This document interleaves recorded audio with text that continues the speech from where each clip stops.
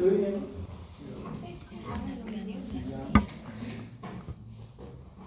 Entonces, primero vamos a hacer un repaso previo, ¿no? Que hicimos la anterior clase, porque muchos alumnos me dijeron que no podían tomar apuntes, pero yo fui un poco rápido, ¿ya?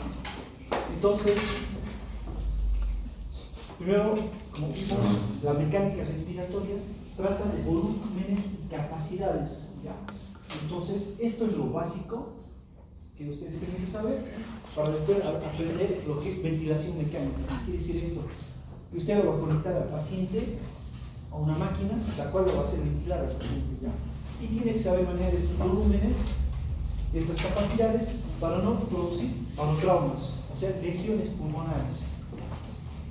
Entonces, por ejemplo, aquí tenemos el volumen corriente, como dijimos, tiene una línea que sube, que es la inspiración, la que baja, la expiración. Luego vemos aquí una línea que baja. Esto es un volumen de reserva expiratoria, o sea, está metiendo aire, está sacando una cantidad extra de aire. Luego aquí vuelve y otra vez su volumen corriente, inspira, expira, inspira, expira. Y ahora aquí va a meter una cantidad extra de aire. Esto es un volumen inspiratorio de reserva o volumen de reserva inspiratorio, cualquiera de los dos. Entonces, estos son los volúmenes que tenemos. ¿Ya? Entonces, a ver. Disculpa, digo que el que bajaba era exhalación y el que subía era la Inspiración. O sea, si vos vas a un monitor, te va a aparecer esto. ¿Ya? Hay monitores, ventiladores mecánicos, que vos te pides que te grafique lo que está respirando el paciente y te sale esto. ¿Ya? Entonces vos sabes que esto, lo que está subiendo es inspiración, lo que baja es expiración. Y hay una línea igual, donde si baja más es una expiración extra, una expiración forzada, o sea, no, está sacando aire extra del pulmón. En cambio, esta línea que sube es una inspiración extra, estás metiendo una cantidad extra de aire. ¿Ya? Entonces, eso en cuanto a los volúmenes. Entonces tenemos aquí el volumen corriente. Lizzy, ¿cómo definirías vos el volumen corriente? Cuando se respira normal, la respiración normal. Y tiene un valor de 500 ml de aire. ¿Ya? Entonces, como dice, es una respiración normal. Inspira, expira. Okay.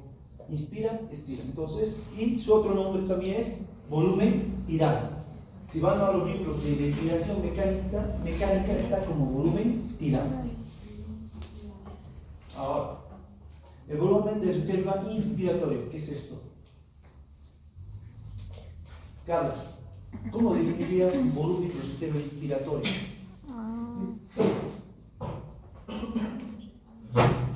¿No? Maile, ¿cómo definirías un? Una cantidad de extra de aire. Ya, una cantidad extra de qué? Inspira una cantidad de extra de aire. ¿Cuándo metes una cantidad extra de aire? Cuando hay mayor exigencia. Hay algunos libros que dicen que es una inspiración forzada, o sea, vos estás respirando normal y metes una cantidad extra de aire. A los de natación entonces sería una. ¿Sí? ¿Cuánto es su valor? 3.000 ml. Entonces, eso es un volumen de reserva inspiratoria. Podría ser también en un levantador de pesas, al hacer fuerza. Si inspira, claro. ¿Ya? Pero después vamos a hablar de lo que son espérame un ratito. A ver, el volumen de reserva expiratorio. ¿Cómo lo definirías, Pietro? Un volumen de reserva expiratorio. ¿Qué es esto de aquí? Mira, aquí está la flecha, indica que esto de aquí es un volumen de reserva expiratorio. Con la salida del oxígeno de los pulmones. Arturo. Una expiración forzada. Una expiración forzada. Sacas una cantidad extra de aire. ¿Ya? Hay libros que dicen que es una expiración forzada, o sea, metes aire y sacas una cantidad extra de aire. ¿Cuánto es su valor, Arturo?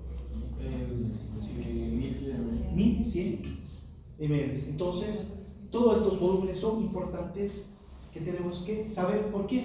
Porque nos va a dar por último, perdón, el volumen residual, que es este. ¿Ya? Que este no es un volumen intercambiable, es un volumen que se mantiene todo el tiempo. Es el volumen residual. Blanca, ¿cómo definirías un volumen residual?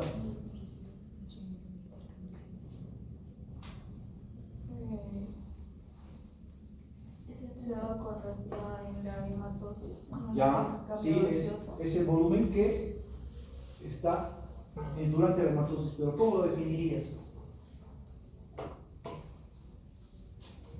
¿Usted? Es la cantidad que permanece, la cantidad de aire que permanece en los pulmones. Es la cantidad, como vemos aquí, miren, este es el volumen residual que está aquí abajo. Buen día, bien. Buen día.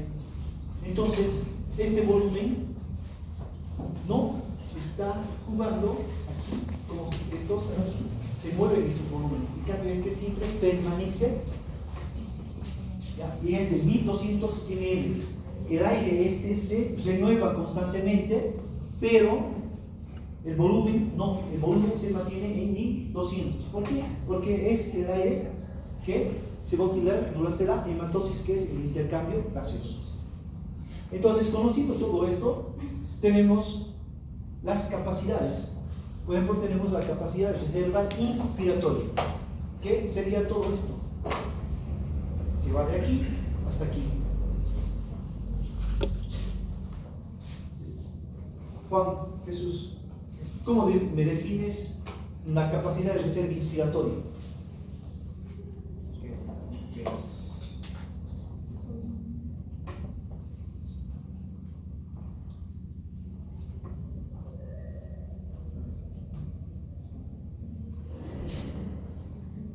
¿Cómo sacas la capacidad de reserva inspiratoria? ¿Perdón?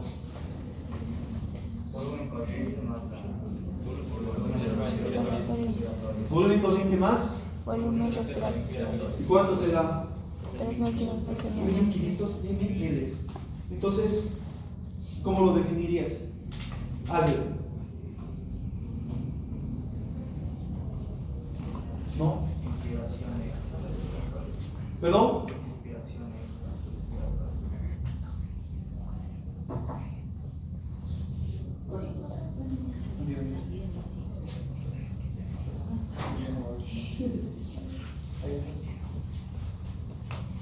Doctor, hace rato dijo que el volumen residual es un volumen intercambiable o no. Pero el aire se intercambia, el volumen no. O sea, ¿qué quiere decir? Que el volumen de 1200 permanece ahí. ¿Ya? Eso quiere decir. Entonces, si hablas de capacidad de reserva inspiratoria, Juan, mira, aquí en la imagen hay una respiración normal, un volumen consciente de 500. Inspira, expira, inspira, expira, expira. Y hay una inspiración, mete una cantidad extra de aire. ¿Ya? Entonces, eso es la capacidad de reserva inspiratoria, que es de 3500 ml. Ahora, la capacidad funcional residual. ¿Ya? Entonces, a ver, Alfredo, ¿cómo defines la capacidad funcional residual? ¿Por qué volumen está?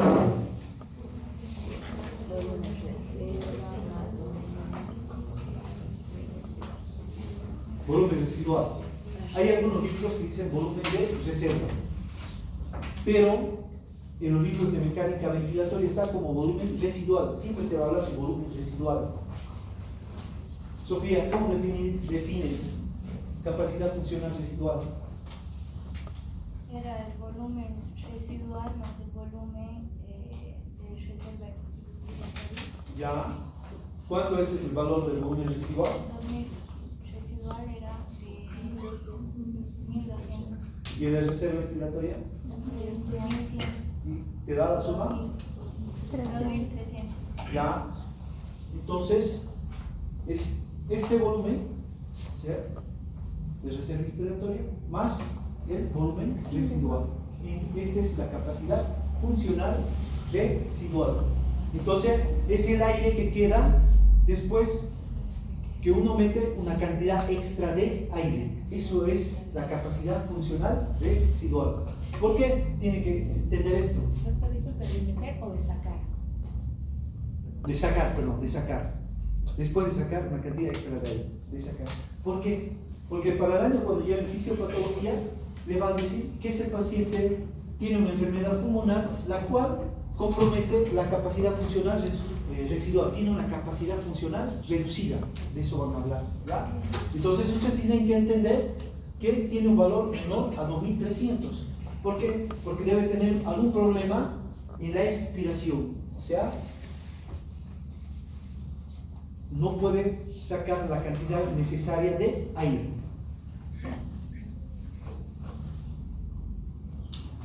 Capacidad vital. Esto es muy importante. ¿Por qué? Porque a partir de esto nosotros podemos hacer una espirometría. Melanie, ¿de qué trata la capacidad vital? ¿Qué volúmenes están aquí?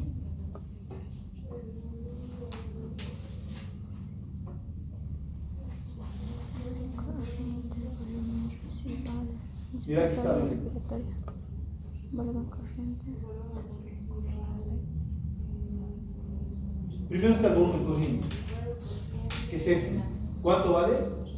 1100. 500. Luego hay una inspiración, metes una cantidad extra de aire. ¿Cuánto sería? 3000.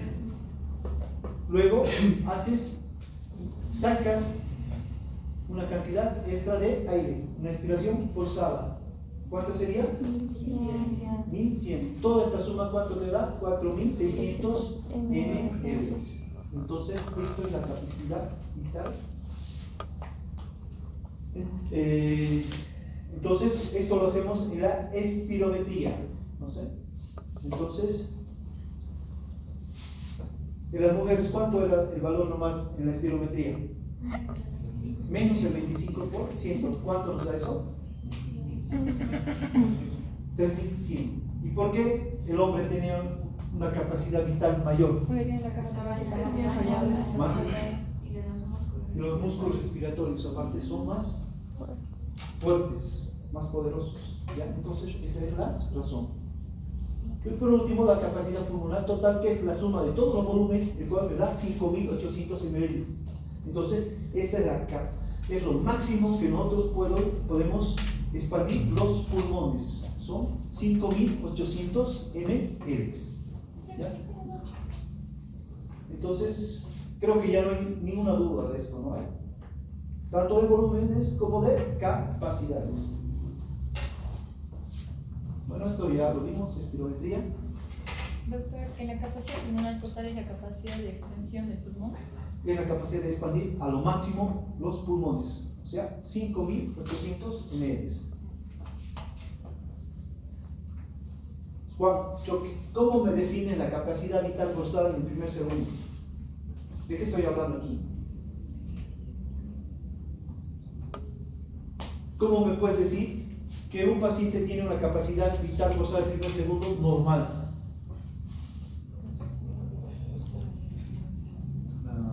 Se calculaba si no se mal la inspiración y expiración en el primer segundo. ¿Qué medías? ¿La inspiración o la expiración? ¿Cómo? Digamos, vos tienes un paciente. Ponele que tú a veces es tu paciente y vos les tienes que hacer la capacidad vital en el primer segundo. ¿Cómo le indicarías que haga? Fuerza la inspiración. ¿Cómo? Contar una inspiración y contar el primer segundo.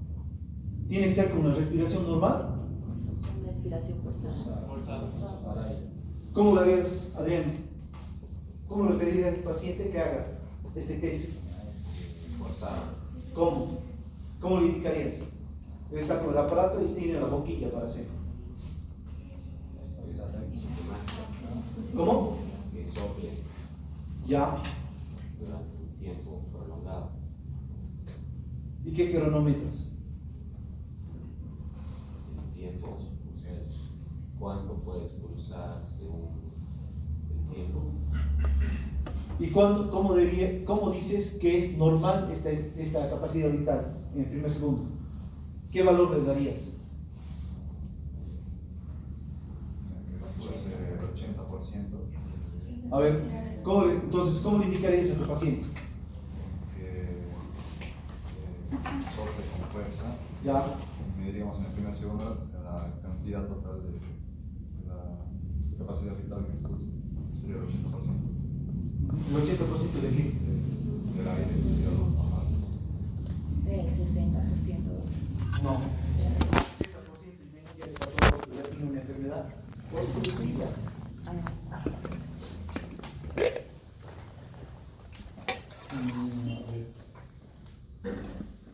Dana, ¿cómo le harías a tu paciente? ¿Cómo le indicarías? Que para mejorar tendría que ser alrededor de más arriba del 90% para que sea normal la capacidad del aire respirado. Pero ¿cómo le pides a tu paciente para hacer esta prueba? Yo tengo el espirómetro ahí y yo quiero medir en el primer segundo. Que primero meta todo el aire que puedas pulmones y ahí Inspire, que haga una inspiración forzada. Luego, y ya después vayas la expiración sea mucho más prolongada, es decir, igual como te defino bien. o sea, aquí tu paciente está respirando normalmente. Primero le pides que haga una inspiración forzada, que meta una cantidad extra de aire. Y luego le pides que sople, ¿ya? Y que expire, igual, de manera forzada. Entonces vos vas a cronometrar esto en el primer segundo. Y en este primer segundo tiene que sacar el 80% del aire que ha inspirado. Entonces esta prueba es normal. Sí, Entonces, doctor, que al paciente se le pide que haga una respiración forzada de aire inspiración forzada. y que después sople de forma Igual forzada. forzada. Entonces tu paciente tiene que expirar o exhalar el 80% de la cantidad que ha inspirado. Menor a eso, menor a 60, de ser igual o menor a 60, está con una enfermedad obstructiva. Luciana, ¿qué enfermedades obstructivas hay? Asma, ¿Te acuerdas? asma y ¿No? EPOC. ¿Qué enfermedades comprometen el EPOC? el asma y las... ¿cómo se llama? Enfisema. ¿Otro? Son dos. No, El asma no está en el EPOC. bronquitis. Pero también es una enfermedad obstructiva. La bronquitis Bronquitis crónica. crónica. En el EPOC hay dos tipos de enfermedades: enfisema y bronquitis crónica. Entonces, estas son enfermedades obstructivas. Pero con esta capacidad vital forzada en primer segundo, vamos a hacer el diagnóstico de asma. ¿Hay alguien que tenga asma aquí? 1, 2. ¿Le han hecho esa prueba de espirometría? ¿Y cómo le han hecho el diagnóstico? Porque tenía sibilancias. Puede ser una bronquitis aguda. Una bronquitis aguda también hay sibilancias. O sea, normalmente siempre me dan bronquitis y ataques de asma, son como muy seguidos. ¿Quién más es? ¿Quién hay? ¿Usted? ¿Le han hecho esta prueba? ¿Y ha visto cómo ha salido? Porque hacen un gráfico parecido a este. Sí, pero no le entendía. ¿A otra persona que tenga asma? ¿Qué utilizan? ¿Allá? ¿Le han hecho esta prueba? Sí, pero no me acuerdo bien cómo salió. ¿Y qué medicación utiliza para el asma? Salbutamol. Pero creo que en esta prueba también se tiene que administrar un Broncodilatador. uso de la... Sí, ese ya es tema de los neumólogos. ¿Del fumador? Puede ser que tienes un volumen residual disminuido. Pero tuve neumonía. Neumonía. Entonces, ¿qué pasa ahí? Cuando hay neumonía, hay infecciones a nivel de los alvéolos, y los alvéolos son reemplazados por tejido fibroso, ¿ya? Tejido conjuntivo. ¿Y qué pasa cuando hay menor cantidad de alveolos? No hay intercambio gaseoso. ¿Y qué va a aumentar? El dióxido de carbono. No. Va a aumentar el espacio muerto. El espacio muerto fisiológico. ¿Por qué? Porque no se está realizando ahí el intercambio gaseoso. Por lo tanto, tu volumen residual debe estar disminuido. ¿Ya? Es por eso que te puedes marear. Entonces ya vimos igual esto. Volumen respiratorio por minuto. En libros de mecánica ventilatoria está como volumen minuto. Como vemos aquí, depende de la frecuencia respiratoria por el volumen corriente. O sea, si tienes una frecuencia respiratoria de 12, por 500 te va a dar 6000 ml. Igualmente, si aumenta más la frecuencia respiratoria, este volumen minuto va a ser mayor. ¿Ya? Entonces, los aparatos, las máquinas, los ventiladores mecánicos, ¿ya? Entonces te dan cuánto de oxígeno vos estás dando en un minuto. Aquí estamos hablando de aire, no estamos hablando de oxígeno. Entonces, esta máquina te va a dar ahí. Vos puedes jugar, le puedes aumentar la frecuencia respiratoria. ¿Por qué? Porque quieres que entre más oxígeno. Puede entrar 7, 8, dependiendo cuánto le aumentes la frecuencia respiratoria. Igualmente, le puedes aumentar, le aumentas el volumen corriente. Estás con volumen corriente, ponerle 400, le aumentas a 500, le aumentas a 600. ¿Qué estás haciendo? Aumentando el volumen minuto, volumen respiratorio minuto. Igualmente aquí, ventilación alveolar por minuto, la cual es de 4200 ml. Es la cantidad de aire que ingresa a los alveolos en un minuto. ¿Ya? Entonces, ¿cuál es la fórmula? Frecuencia respiratoria por el volumen corriente menos el espacio muerto.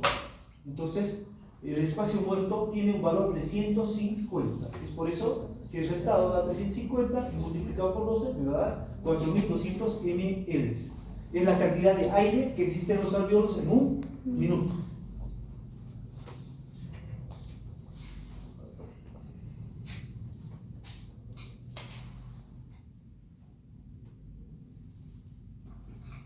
A ver.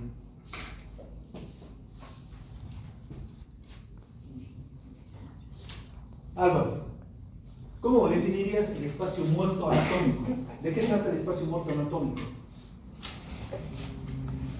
El aire que viene a las vías respiratorias. El aire que viene a las vías respiratorias. ¿Qué más? Las vías respiratorias y que no llega al intercambio gaseoso. Intercambio de gases. ¿Qué dice vos, Arturo? ¿Cómo definir el espacio muerto anatómico? Yo también entiendo que son los espacios a los que llega el aire donde no se produce el intercambio gaseoso. Llega a los alveolos. ¿Cuáles serían esos lugares? Las vías nasales, la tráquea y todo. Entonces, son lugares de las vías aéreas respiratorias donde no se realiza intercambio gaseoso. Por ejemplo, nariz, orofaringe, nasofaringe, tráquea. Ahí no va a haber intercambio gaseoso, no hay hematosis. Entonces, eso es un espacio muerto anatómico. Y un espacio muerto fisiológico, David Campanini, ¿cómo lo defines? Son capilares donde no existe sangre, entonces no va a haber lo que es una hematosis.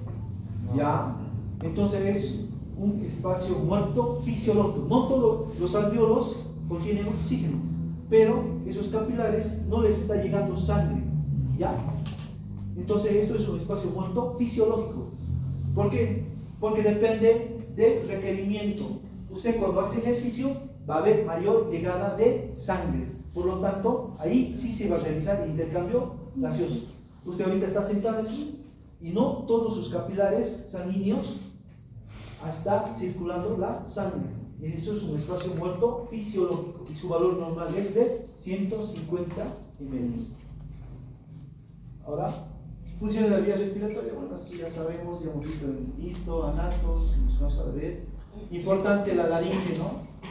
donde está el órgano de la fonación. Las cuerdas vocales, cuando uno está callado, las cuerdas vocales se alejan. Cuando habla, se acortan, y durante la respiración hacen vibrar las cuerdas vocales y se produce el sonido.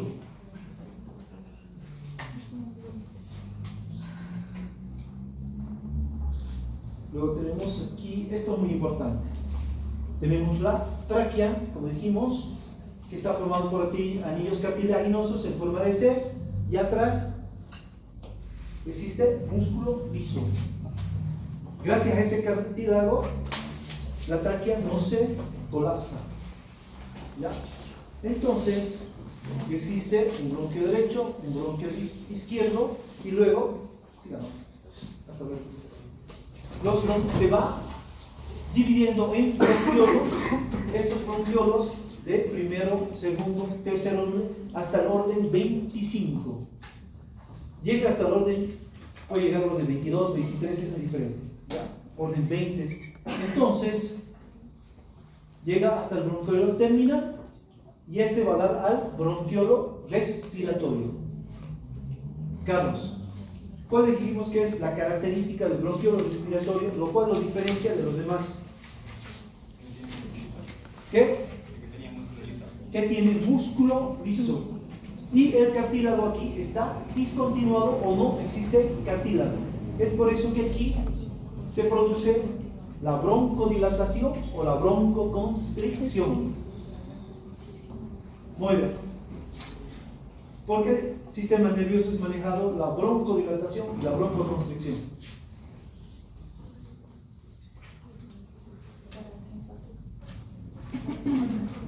Parasimpático, ¿qué hace? ¿No? ¿Arturo? Broncodilatación es por el simpático. Ya. Y broncoconstricción es por el parasimpático. Ya. Esta broncodilatación que hace el simpático, ¿en qué receptores tiene que actuar? Beta 2. Aquí están los receptores beta 2. Entonces aquí la noradrenalina llega a los receptores beta 2 que están en la fibra muscular lisa y produce broncodilatación. Y la broncoconstricción, por el parasimpático, ¿cuál sería el neurotransmisor? La acetilcolina. ¿En qué receptores va a actuar? ¿En el corazón? No, aquí, en el bronquio. ¿Tenemos a los beta 2 también? No, beta 2 es del simpático. Ah, ya. Esos son alfa. Alfa son en los vasos sanguíneos. Beta. Beta son beta 1 en el vaso, beta 2 en los bronquios. De la acetilcolina, ¿cuáles son sus receptores? Rocío. Son los receptores muscarínicos. Específicamente aquí, los receptores muscarínicos 3. Bueno, esto ya lo que hablamos. ¿Cuál produce broncoconstricción y cuál produce broncodilatación? También existen factores locales que te van a producir broncoconstricción. Emanuel, la histamina, ¿cómo te produce broncoconstricción? ¿Qué tiene que pasar?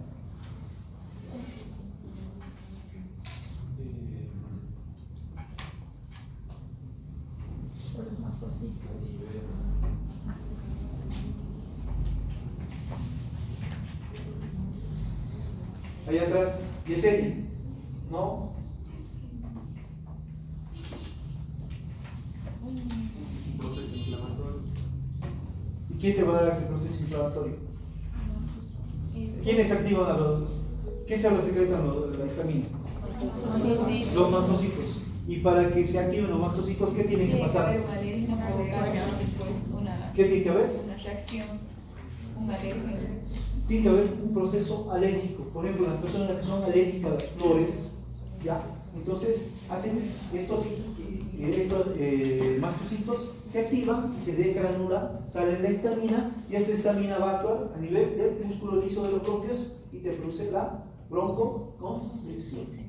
Igualmente, cualquier alergia, por ejemplo, los que son alérgicos a las abejas, les pica, se hace una reacción antígeno-anticuerpo y esto aparte hace que los mastocitos secreten la histamina y entonces se produce una broncoconstricción severa.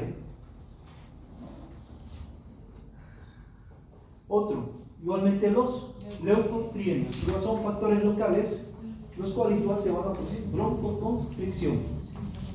Lo mismo el tromboxano A2 y la serotonina. Igual cuando hay CO2 bajo, tiende a producirse broncoconstricción.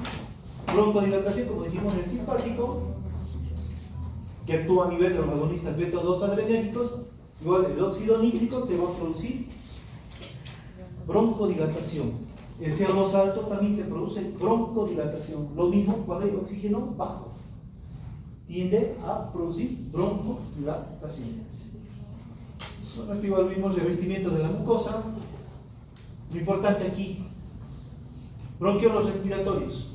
¿Qué lo diferencia de los demás tráquea, bronquios y bronquiolos de primer y segundo orden? Camila, López. ¿Qué dijimos de los bronquiolos respiratorios? ¿Cuál es su característica? ¿Cama? ¿Está resfriada, enferma? Usted tal vez esté obstruida. ¿Qué está pasando? Sus bronquios deben estar con broncoconstricción. ¿Ya? Entonces, le cuesta sacar aire. ¿Ya? Por lo tanto, esto también influye al hablar. ¿Por qué? ¿De qué depende para que las cuerdas vocales vibren? Del aire que expiras. Eso hace vibrar. ¿Ya? Es por eso que cuando estás mal enfermo y te cuesta botar el aire, igualmente te cuesta hablar. Aparte que hay un proceso inflamatorio a nivel de la laringe. Hay inflamación a nivel de las mucosas, de las cuerdas vocales, y eso también influye. El reflejo oxígeno. ¿Dónde se encuentra el centro de la tos? En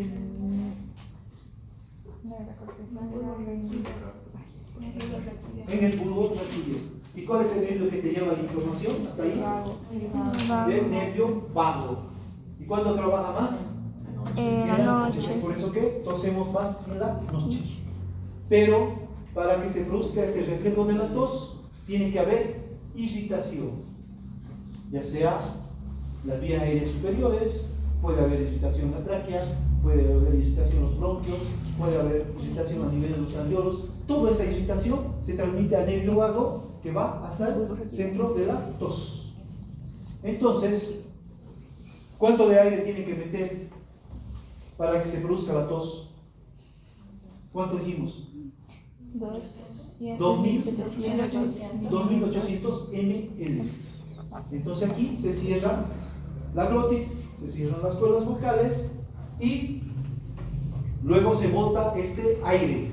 ¿Qué tiene que pasar?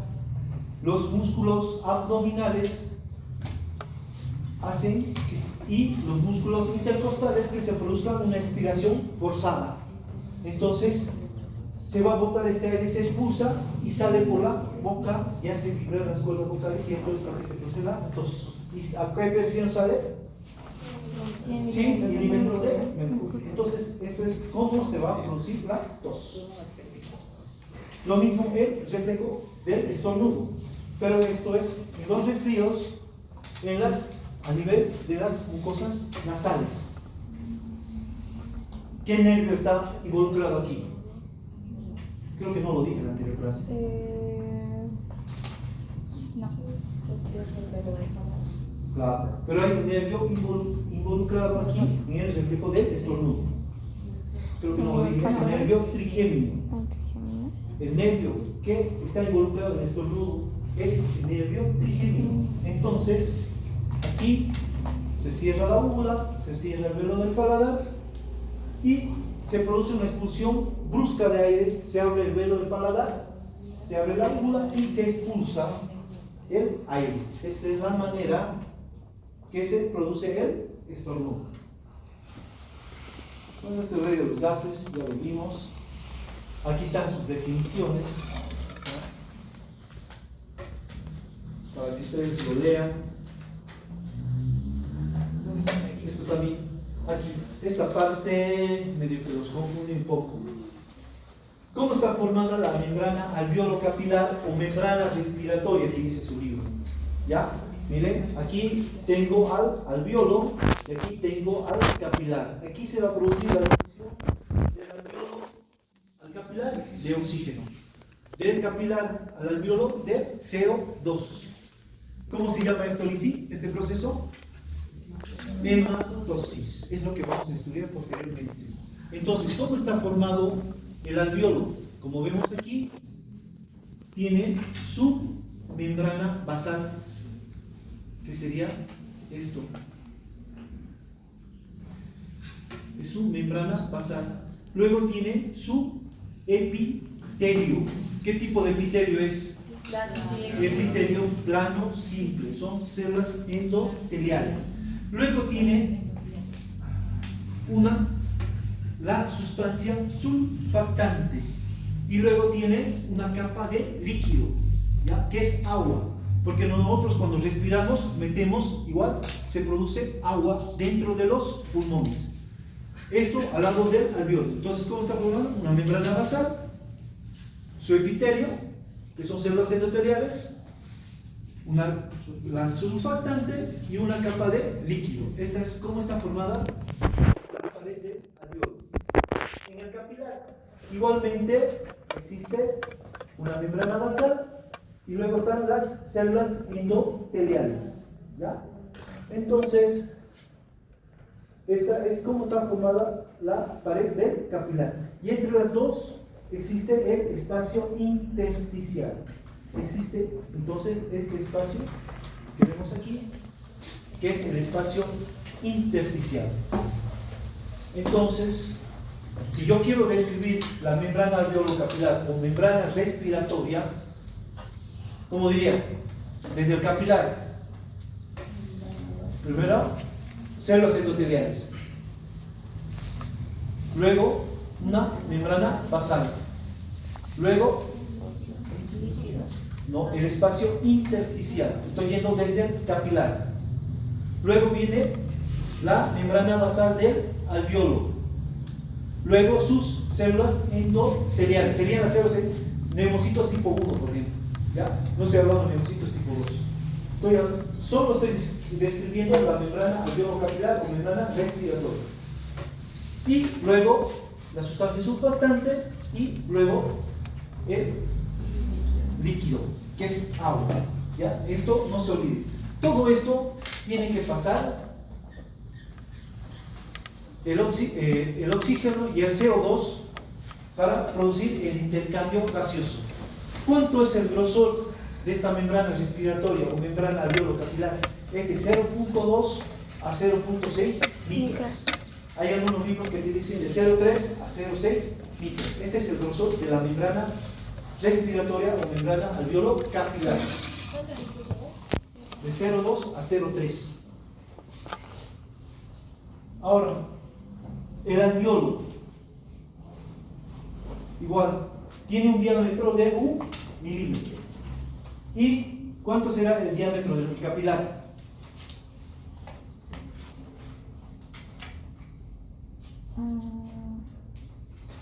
Es de 0.5.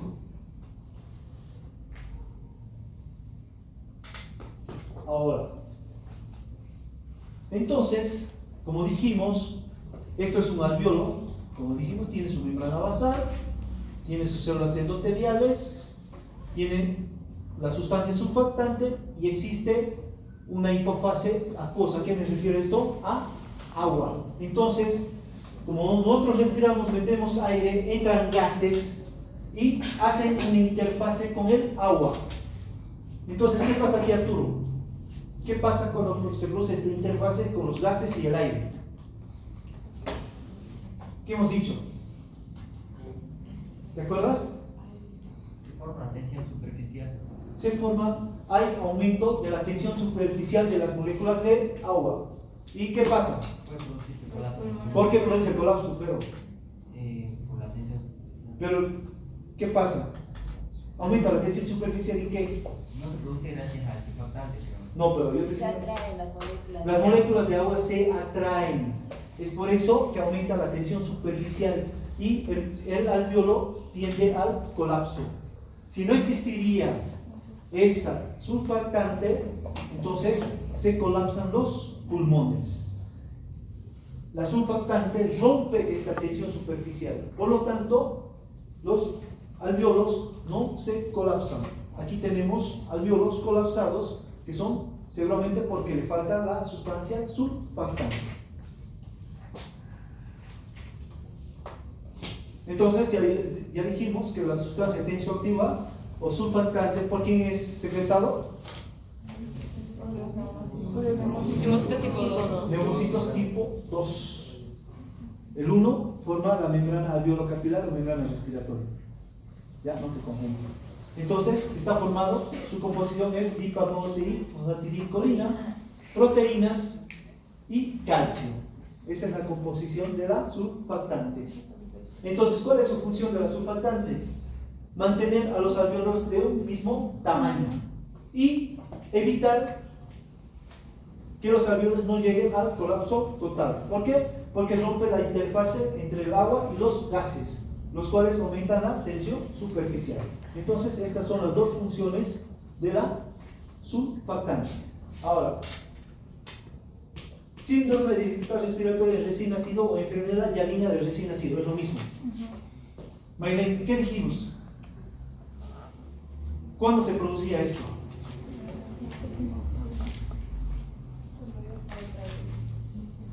Ya, en los recién nacidos. ¿En qué edad estacional se daba esto? ¿Cuándo se comienza a producir la sustancia surfactante? Del séptimo al octavo mes no se lleva por nada. Octavo y noveno mes ya se produce la sustancia surfactante. Sofía, ¿qué pasa si el bebé nace de 7 meses? No tienen que poner Ujú. para que Le tienen que administrar sustancia surfactante porque todavía no se produce. Entonces, eso se llama síndrome de dificultad respiratoria. Esta mañana estaba de turno y justo estaba hablando con colegas ginecólogos tetra y él me decía que cuando tienen pacientes que están en trabajo de parto o van a ir a cesárea y tienen menor, no cuentan meses, cuentan semanas. Menores de 35 semanas de gestación, sí o sí le tienes que administrar surfactante a los neonatos. Esos neonatos de 35 semanas van a ir, sí o sí se van a internar a neonatología, a una incubadora, tienen que recibir oxígeno y les tienen que administrar la sustancia surfactante. ¿Ya? Entonces ellos los cuentan en semanas.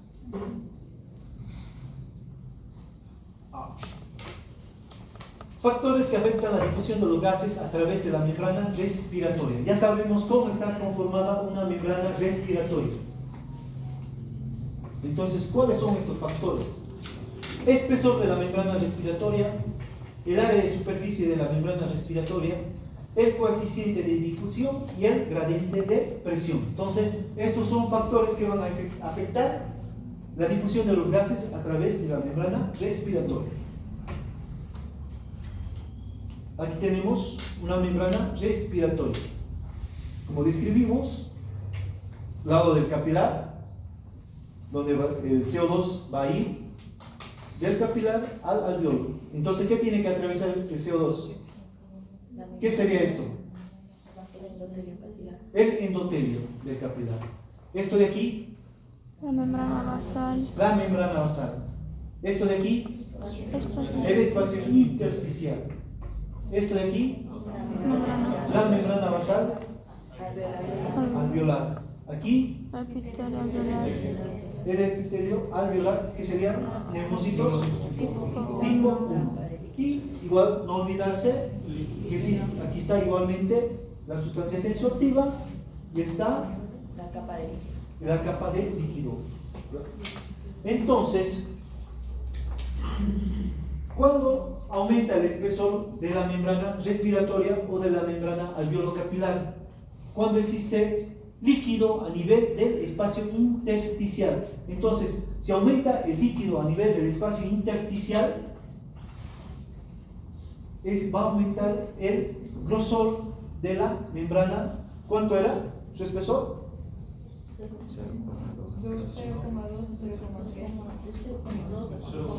0,2 a 0,6 micras. Entonces va a aumentar este espesor. ¿Ya? Entonces, cuando hay líquido aquí, este líquido tiene que salir. ¿Quién son los encargados de sacar el líquido del espacio intersticial? ¿Se acuerdan? El sistema linfático. Este sistema linfático es el encargado de sacar el líquido, porque los líquidos tienden a acumularse en el espacio intersticial. ¿Por qué? Porque tienden a acumularse el líquido en el espacio intersticial. Porque tiene así al sol, ¿no? No. ¿Te acuerdas de las presiones que manejan los capilares para que salgan los líquidos? Hacíamos la resta de la presión capilar, de la presión del líquido intersticial, la presión coloidal-osmótica intersticial menos la presión coloidal-osmótica plasmática. ¿Y cuánto era el resultado? 0,3. No. Eso es en los tejidos. ¿Aquí cuánto era? Hemos llevado esto para que entiendan. ¿Por qué los líquidos tienden a acumularse en el espacio intersticial? ¿De cuánto era el valor? Rocío, ¿cuánto me daba? Cristian, ¿te acuerdas? 1 milímetro de mercurio. Entonces, por eso que los líquidos tienden a acumularse en el espacio intersticial. ¿Ya? Ahora, ¿cuándo aumenta esta presión? ¿Cuándo es mayor a 1 milímetro de mercurio? Esto lo he puesto a propósito. Hipertensión venocapilar pulmonar. ¿Cuándo va a haber una hipertensión venocapilar pulmonar? ¿Cuándo va a aumentar la presión primero de los capilares?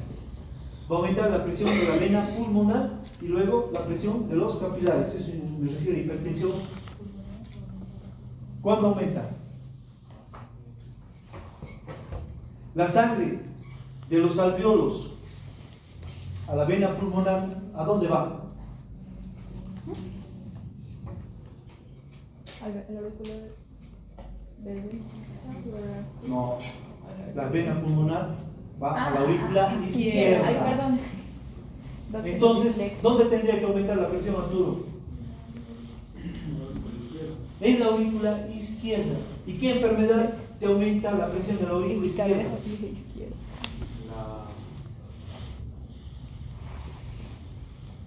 ¿Te acuerdas? Me dijiste el otro día. La aurícula de Chagas. No, Chagas no es insuficiencia, pero puede llegar. Cuando existe una estenosis de las válvulas mitral, la válvula mitral se vuelve rígida, no deja pasar sangre. Y la sangre hace que se acumula en la aurícula izquierda, hace que se aumente la presión. Y esta presión aumenta la presión de las venas pulmonares. Por eso es hipertensión venocapilar. Y luego aumenta la presión a nivel de los capilares pulmonares. Por lo tanto, aquí hay hipertensión. Entonces, esto se transmite a el espacio intersticial. Va a haber hipertensión a nivel del espacio intersticial. Por lo tanto, se va a producir un edema a nivel del espacio intersticial, el cual me está aumentando el grosor de la membrana respiratoria. Otro, acúmulo de agua en la pared del alvéolo. Igualmente, por esta hipertensión que se produce, se transmite a nivel de los alvéolos. Entonces, como sabemos, nosotros respiramos y igualmente se acumula agua en los alvéolos. Y esta agua tiene que pasa al espacio intersticial y de ahí pasa a los linfáticos. Pero como hay una hipertensión aquí, este agua se comienza a acumular. ¿Ya? Se acumula. Y del espacio intersticial igualmente pasa agua al alvéolo. Entonces se produce un edema agudo de pulmón. ¿Cuál es el tratamiento, Arturo? Diuréticos. ¿Cuál? Furosemida. Entonces, si yo no le administro furosemida a este paciente, que es un diurético, paciente puede llegar a morir, porque no puede respirar y llega un momento que el paciente comienza a botar agua con sangre por la boca, sale así como espuma, ¿ah? Es como estuviera hirviendo una olla con agua caliente, es igualito. Eso pasa cuando una persona tiene Insuficiencia cardíaca izquierda, hipertensión, estenosis mitral. ¿Son flemas? ¿Eso? Sí, no más como espuma. Es así, los libros dicen, es una espuma rojiza, creo que es asalmonelada la palabra. Y bueno, muchos médicos que no saben esto, lo que lo estoy explicando ahorita, se asustan porque el paciente aparte comienza a desaturar y van, agarran, lo duermen y le meten el tubo. Y por el tubo comienza a salir líquido y el paciente se muere. ¿Por qué? Porque no hay intercambio gaseoso, porque hay un edema agudo de pulmón. ¿Qué tienes que hacer así? Ahí, reconocer el edema agudo de pulmón y hacer diuréticos. Colocar una sonda vesical y el paciente comienza a eliminar el líquido que está en los pulmones. Puede tener arritmias. ¿Por qué? Porque está comprometido el corazón. Entonces igual hacer antiarrítmicos. Yo me acuerdo bien esto porque lo he vivido con el papá de Arturo. Hemos tenido varios pacientes que han hecho edema agudo del pulmón y lo hemos sacado. ¿Por qué? Porque sabíamos qué estaba pasando, qué se estaba produciendo. Tejido epitelial del alveolo es reemplazado por tejido fibroso. Igualmente, entonces, el epitelio que tiene aquí, estos nemocitos tipo 1, son reemplazados por tejido fibroso. Es lo que te pasa a vos. Has hecho neumonía y entonces es reemplazado por tejido fibroso. Entonces aumenta el espesor de la membrana respiratoria o membrana alveolo capilar. Por lo tanto, no va a haber un correcto intercambio gaseoso del oxígeno y del CO2. Otro, área de superficie de membrana respiratoria.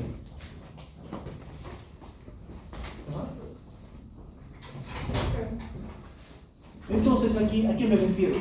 El alveolo está bien oxigenado, le llega oxígeno. Los capilares, igual, le llega sangre. Hay un buen riego sanguíneo de los capilares. Pero ¿qué pasa si yo hago una lobectomía? O sea, quito un lóbulo del pulmón, disminuyo el área de superficie de la membrana respiratoria. Entonces, cuando hago una lobectomía, voy a disminuir el área de superficie de la membrana respiratoria. Lo mismo si hago una neumonectomía. ¿Qué es la neumonectomía? Extirpas todo el pulmón. Por lo tanto, se va a disminuir también el área de superficie de la membrana respiratoria.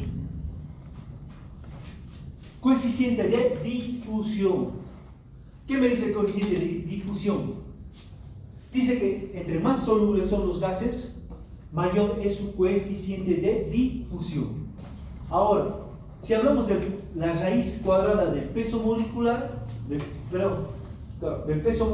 esta relación es inversamente proporcional al coeficiente de difusión. ¿Ya? Entonces, ¿qué vamos a decir?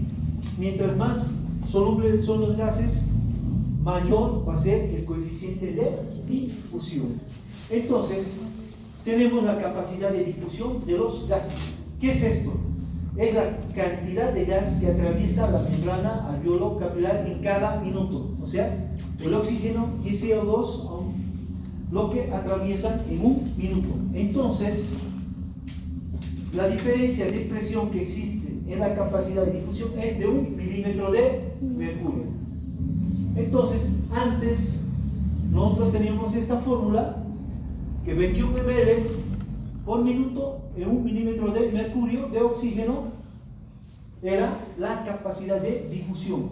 Pero ahora esto lo multiplicamos por 11 y me da 231 ml minuto.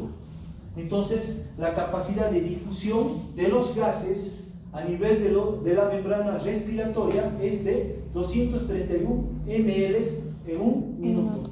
Es lo mismo lo que pasa en los tejidos.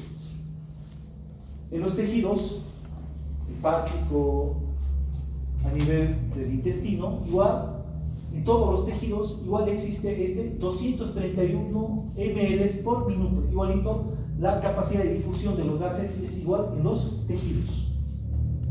Pero, como vemos aquí, en el ejercicio se triplica esto.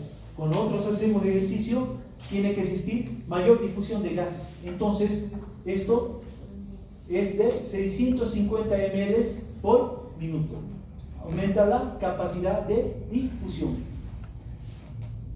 Pero si vemos aquí, el CO2, su capacidad de difusión es mayor que del oxígeno. ¿Ya? Entonces aquí, en reposo, su capacidad de difusión es de 400 ml por minuto. Y durante el ejercicio es de 1300 a 1400 ml por minuto. Entonces, ¿por qué hay que saber esto? Cuando estás en un ambiente y hay un incendio y existe salida de CO2, ¿por qué te intoxicas? Por las monoxidas de carbono. Existe CO2 y oxígeno en un cuarto cerrado. Pero ¿cuál tiene mayor capacidad de difusión? ¿El oxígeno o el dióxido de carbono? El dióxido de carbono. Es por eso que el dióxido de carbono atraviesa más rápido la membrana alveolo-capilar o la membrana respiratoria, porque tiene una... ¿Qué? Más pesado. No, estamos hablando, si fuera más pesado, estaría en relación inversa. Estamos hablando de su coeficiente de difusión. Entonces, tiene una capacidad de difusión mayor que del oxígeno. Los gases es proporcional, ¿ya? Gradiente de presión. Miren, el gradiente de presión, como vemos, en el alveolo, ¿qué existe? ¿Más oxígeno o más CO2? Más oxígeno. Más oxígeno. Entonces las moléculas de oxígeno golpean las paredes del alveolo y crean una presión de más o menos 100 milímetros de mercurio. En el hígado está 104, 105 milímetros de mercurio. Entonces, como hay más moléculas de oxígeno en el alveolo, crean una mayor presión a nivel de los alveolos. En cambio, los capilares existe más, en el extremo arterial existe más CO2. Entonces las moléculas de CO2 golpean las paredes de los capilares, por lo tanto crean una mayor presión del CO2. Entonces es por eso que el oxígeno pasa de un lugar de mayor difusión a uno de menor, un lugar de mayor concentración a un lugar de menor concentración. ¿Por qué? Porque existe mayor presión en los alveolos. Miren, por ejemplo, aquí existe una presión de 100 milímetros de mercurio. En cambio, aquí va a pasar. No, aquí existe una presión de 40 milímetros de mercurio. ¿Por qué? Porque aquí hay menor cantidad de moléculas de oxígeno. Entonces, va a pasar de un lugar de mayor concentración a uno de menor concentración. Relación ventilación-perfusión. ¿A qué me refiero con esto? Tenemos primeramente, como sabemos, tenemos los alveolos y tenemos los capilares. Y en los alveolos, ¿qué existe más? Oxígeno. En cambio, en los capilares existe sangre. Entonces, vamos a decir que en los alveolos existe una ventilación alveolar normal que es igual a 1. En cambio, Q es el flujo sanguíneo normal de los capilares que es igual a 1.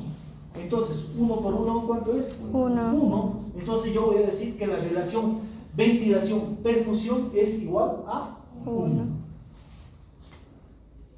Ahora, los alveolos tienen, igual les llega aire. ¿Cuál es la cantidad de aire que les llega a los alveolos? Es de 350 ml. ¿Por qué es esto? porque el volumen consciente es 500. ¿Y cuánto era el valor del espacio muerto? 150. Entonces yo resto 500 menos 150, 350. Entonces la cantidad de aire que llega a los alvéolos es de 350 ml. Entonces hay alteraciones de la relación ventilación-perfusión. Por ejemplo, cuando la ventilación alveolar se altera y es 0, y el flujo sanguíneo normal, o sea, el flujo sanguíneo del capilar es normal, no hay ningún problema, ¿ya? Es igual a 1. 0 por 1 es igual a 0. 0 por 1 es igual a 0. Entonces, 0 dividido 1 es 0 dividido 1 es igual a 0. ¿Cuándo se da esto? Cuando existe un cuerpo extraño en la vía aérea, o sea, no va a haber paso de aire. Por lo tanto, esta ventilación alveolar está alterada. Entonces, me va a dar igual a 0. Entonces, ¿por qué? Porque me aumenta el espacio muerto. ¿Ya? Al haber una obstrucción de la vía aérea. Por ejemplo, los borrachos. ¿Qué pasa cuando el borracho queda inconsciente? Se broncoaspira. Los alimentos, la bebida que ha tomado se va a la vía aérea y produce una obstrucción de la vía aérea. Entonces, ¿qué me va a afectar? La ventilación alveolar. ¿Por qué? Porque me aumenta el espacio muerto. Por lo tanto, la relación ventilación-perfusión va a ser igual a 0. Ahora, si existe una alteración a nivel del flujo sanguíneo normal, del flujo sanguíneo de los capilares, igual me va a dar 0. 1 dividido 0 es igual a infinito. ¿Cuándo se da esto? Por ejemplo, una flebitis en los miembros inferiores. Valentina Roda, ¿qué es una flebitis? ¿Qué crees que es flebitis? Y los vasos sanguíneos en las venas. No se va a acumular moco.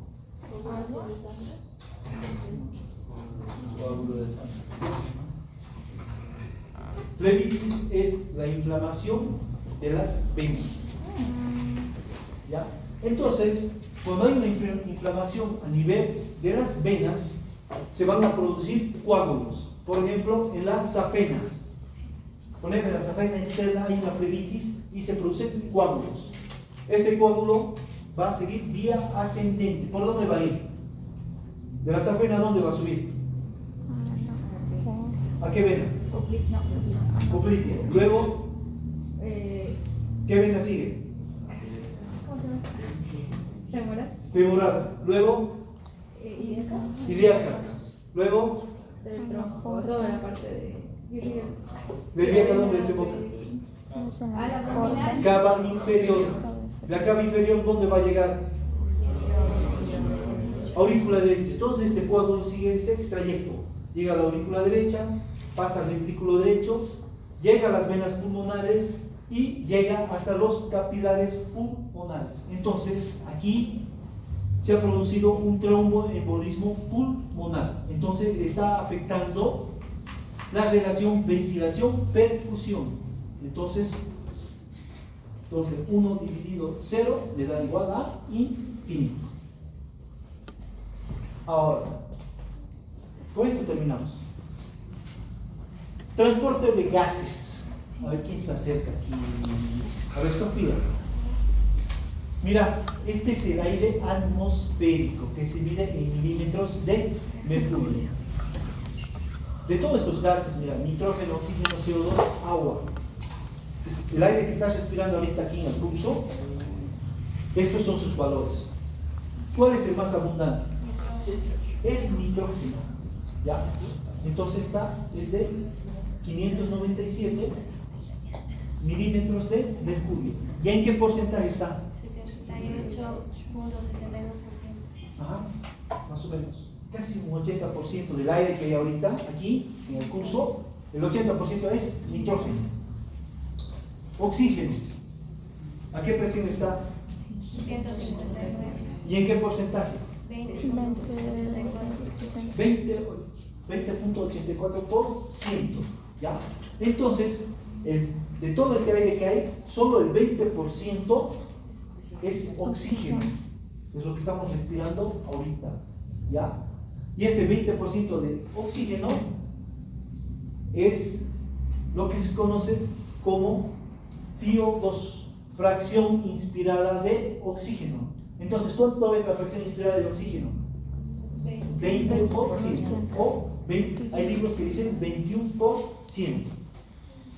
¿Ya? Entonces, el resto es CO2, que tiene una presión de 0,3. El agua, igual existe agua en el aire ambiente, que es de 3.7. Estos valores, todo me dan una presión de 700 milímetros de mercurio, en lo que dijimos.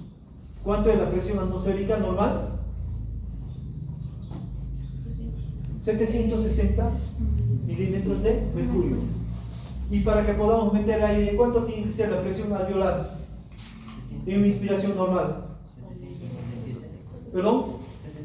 757 milímetros de mercurio. O sea, si usted quiere meter aire a los alvéolos, la presión de los alvéolos tiene que ser de 757 milímetros de mercurio, menos 3 puntos en relación a la presión atmosférica.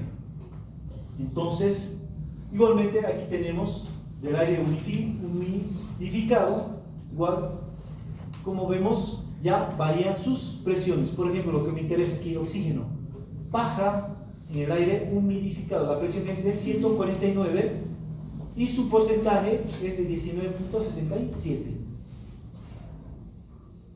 Por ejemplo, entonces cuando el aire está humidificado existe el menor porcentaje de oxígeno. Ahora, el aire alveolar, el aire de los alvéolos, ¿cuánto es su presión?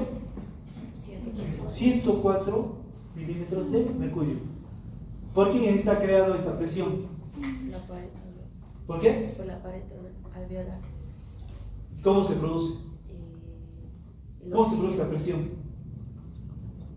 Este 104 milímetros de mercurio. El oxígeno va a golpear la pared. Las moléculas de oxígeno golpean las paredes del alvéolo y crean esta presión de 104 milímetros de mercurio. Y luego tenemos el aire expirado. Cuando se expira aire, va a una presión de 120 milímetros de mercurio. ¿Ya? Entonces, esto es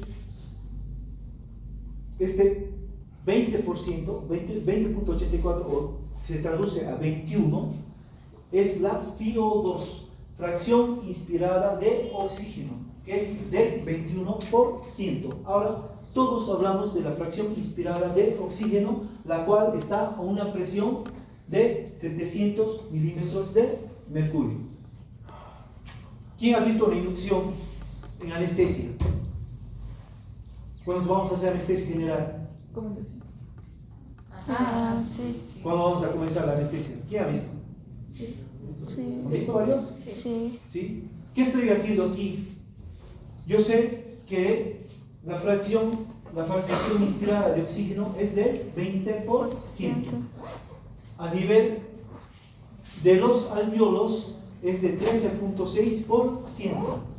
Pero yo lo que hago aquí, al poner oxígeno en el paciente, con la máquina de anestesio, una máscara, voy a cambiar esta relación. Yo quiero que el oxígeno a nivel de los alvéolos no sea 13.6, sea del 100%. Entonces voy a barrer con el nitrógeno. Esto se llama desnitrogenización. Entonces yo comienzo a barrer con el oxígeno, pero con el nitrógeno. Entonces esto va a quedar al 100% y va a desaparecer el nitrógeno. Es por eso que los anestesiólogos hacemos esto. Colocamos una máscara de oxígeno para que el paciente respire y se desnitrogeniza al paciente. ¿Por qué? Porque barremos con todo el nitrógeno. Esta relación desaparece. Ahora, ¿qué quería que entiendan ustedes de la fracción inspirada de oxígeno? Miren esto. ¿Qué es esto de aquí? ¿Esto de aquí qué son? Cánulas. Cánulas nasales, puntas nasales o naricera, como se dice. Aquí tenemos una máscara de oxígeno. Y aquí una máscara de oxígeno con reservorio. No sé si han visto pacientes que están respirando y tienen su bolsa ahí. Ese se llama reservorio. Ahí está. Usted cuando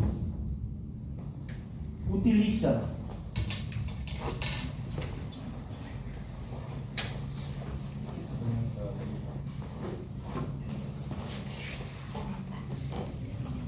Eso es internet. Mire, cuando vos, ¿cuánto dijimos que era FiO2 del oxígeno? 20% o 21%. ¿Ya?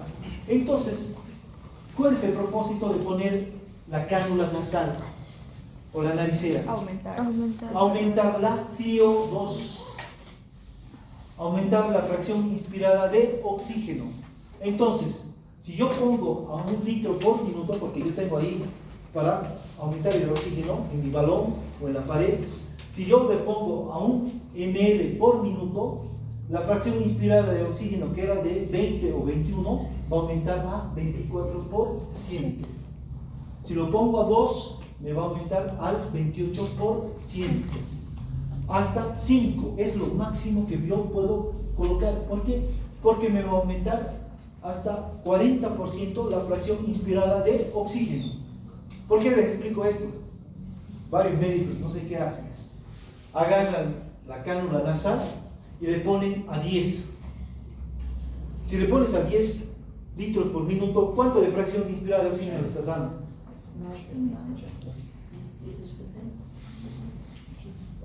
¿Qué dice el dibujo aquí? Que no da. 80, no hay. No sirve. No sirve, no hay. Igualito le estás dando 40. Le des 5, le des 12, igual no va a aumentar más. Le va a dar una fracción inspirada de oxígeno. Es por eso, si ustedes van al hospital y ven que el oxígeno está a 10, no le estás aportando nada, solo le estás dando una fracción inspirada de oxígeno del 40%, que es lo mismo que le darías con 5 litros. Doc, esa es la cosa que está en la válvula de cuando abres la llave. Sí. Y te dice un 12. Claro, hay algunas, dice, la licenciada de enfermería dice libras, no son libras, son litros. Ajá, sí, le dice libras, lo decían antes, cuando llegaban sus manómetros de Estados Unidos. En Estados Unidos todo manera es diferente, ellos manejan libras. Aquí llega a litros. ¿Por qué? Porque nos llegan, ahora casi todo de Europa, de China, ellos manejan litros. ¿Ya? Ahora, si tengo una máscara de oxígeno y le coloco a 1 litro o 2 litros, ¿cuánto de oxígeno le estoy aportando? Nada, no sirve. O sea, ¿para qué le vas a poner una máscara de oxígeno a 2 litros por minuto? No va a aumentar la fracción inspirada de oxígeno, se va a mantener el 20%. Vos, para colocar una máscara de oxígeno, tienes que poner a 5 o a 6 litros por minuto. O sea, abres la llave y sube la pelotita hasta 5 a 6 litros. ¿Cuánto le estás dando ahí? 40 a 45%. Del 20% que estás respirando normalmente, estás aumentando a 40 a 45% la fracción inspirada de oxígeno. Porque esto va a mejorar el intercambio gaseoso a nivel de los pulmones. Va a haber mayor cantidad de oxígeno que va a llegar a los pulmones. Ahora, si yo lo pongo a 6 a 7 litros, ¿cuánto me va a aumentar? 45 al 50%. Y si le pongo a 7 a 8 litros, me va a aumentar al 55 a 60% la fracción inspirada. Lo que era 20 a 8 litros, le voy a estar dando 80% de la fracción inspirada de oxígeno. ¿Ya? Entonces, vamos a poner, tengo un paciente que tiene una enfermedad con neumonía, como Jesús, y está saturando 80%, o sea, está tomando saturación de oxígeno 80%. ¿Le pondrías la cánula nasal o le pondrías máscara de oxígeno? Cánula nasal. Ya, y le pongo a 5 litros. Le estoy dando una fracción inspirada de oxígeno de 40%. Y su saturación de oxígeno que le estás tomando el dedo aumenta a 85. Tienes que aumentar. ¿Le aumentarías a 11? No, No. podría una ¿Por máscara qué? de oxígeno. No requiere, sirve. no sirve. ¿Qué le colocarías? Una máscara. Máscara de oxígeno. oxígeno. Una máscara de oxígeno, una máscara facial también se llama.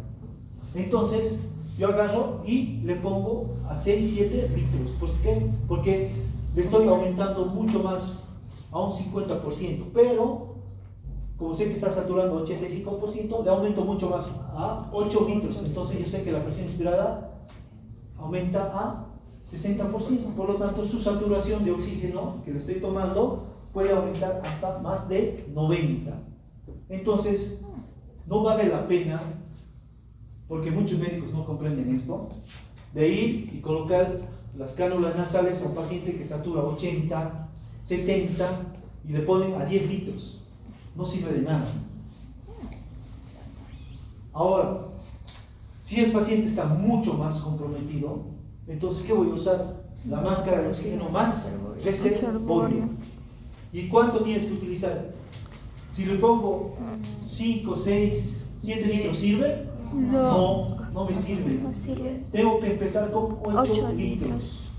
Entonces, a 8 litros estoy dando 60, a 9 litros estoy dando 65%, a 10 litros 70, 11 litros 75 y a 12 litros le estoy dando un 80% de fracción inspirada. Entonces va a mejorar su saturación de oxígeno. ¿Ya? Entonces aquí ustedes ya saben, van a comprender por qué tengo que utilizar cánulas nasales, por qué tengo que utilizar máscara facial o por qué tengo que utilizar máscara facial más reservorio. Si usted va al hospital y ve un paciente con máscara facial más reservorio y le están dando 3 litros, ¿sirve? No. Yo tengo que comenzar a utilizar a partir de 8 litros. Es por eso, quienes han ido al hospital han visto en recuperación, en la sala de recuperación de anestesia, todos los pacientes están con máscara facial. Entonces, ¿a cuánto tengo que abrir mínimo? 5 a 6 litros. Menos de eso no me sirve. Bueno, quedaremos aquí. Si quieren ir repasando, vamos a ver presiones de los gases. ¿A cuánto presión está el oxígeno? A nivel de los alveolos, a nivel de la arteria vena pulmonar, a nivel de la... ¿Cómo se produce el intercambio de gases? Eso lo veo.